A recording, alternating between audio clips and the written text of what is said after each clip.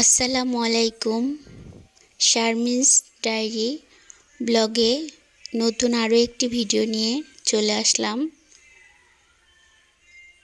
আর এই তো আজকে আমার দিন শুরু হয়েছে আমার বাচ্চাদের দুষ্টামি দিয়ে। ওরা দুজন এখানে মারামারি করছে, এ রং করবে ও রং করবে। তো সংসারের কাজ করতে চলে এসেছি।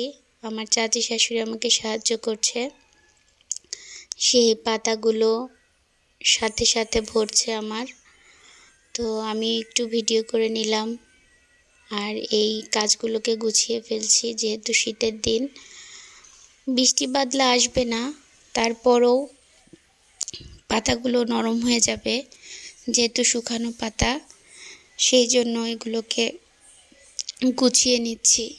কারণ যখন তখন এই পাতাগুলো নষ্ট হয়ে যাবে, তো গুছিয়ে এক জায়গায় সুন্দর করে মেরামত করে রেখে দিব।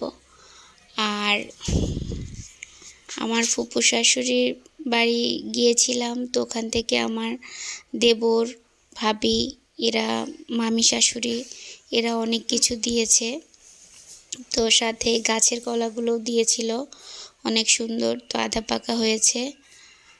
আর এই আমার ভাবি এই সাদা সাদা বেগুনগুলো দিয়েছিল, তো এগুলোকে আমি চাক ভেজে নিব।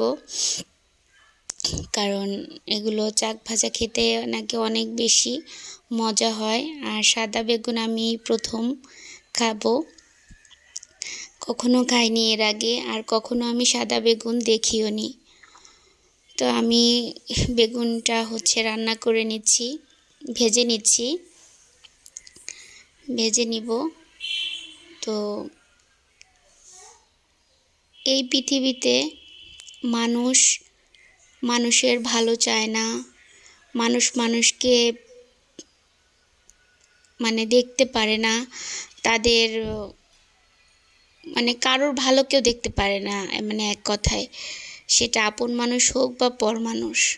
তো আপন মানুষের থেকে পর মানুষ যথেষ্ট ভালো, কারণ পর মানুষ তাও বিপদে পাশে দাঁড়ায়, কিন্তু আপন মানুষগুলো বিপদ আসলে আপন মানুষগুলোকে দূরে সরিয়ে দেয়। আর বিশেষ করে কাছের মানুষগুলো এতটা খারাপ আর এতটা নিকৃষ্ট হয়, যেটা বলে বোঝানো যাবে না।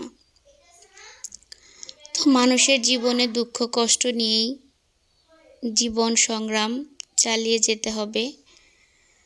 যার যেটা ভাগ্যে আছে সেটাই হবে। কে কখন বিপদে পড়ে এটা কেউ বলতে পারে না, কে কখন অসহায় হয় সেটাও বলা যায় না, কে কখন দুঃখ পায় সেটাও বলা যায় না।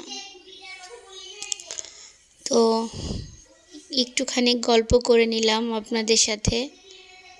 এটা যদিও আমার কথা না, এটা মানুষের কথাই, মানুষ বলে সেটা শুনি।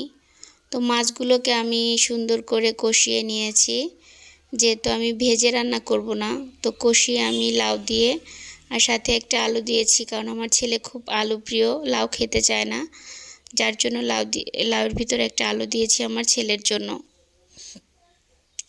তো আমার ভিডিওটা যদি ভালো লাগে তাহলে অবশ্যই লাইক, কমেন্ট এবং সাবস্ক্রাইব করে আমার পাশে থাকবেন। আর লাউগুলোকে এখন আমি দিয়ে দিলাম, লাউগুলোকে এখন সুন্দর করে কষিয়ে নিব, আর অল্প পরিমাণে ঝোল দিয়ে দিব, যেন ঝোলটা সুন্দর হয়ে যায়। তো অফ ক্যামেরাতেই আমার রান্নাটা শেষ হয়ে গিয়েছে, তো লাস্টে আমি একটু ভিডিওতে দেখিয়ে দিচ্ছি।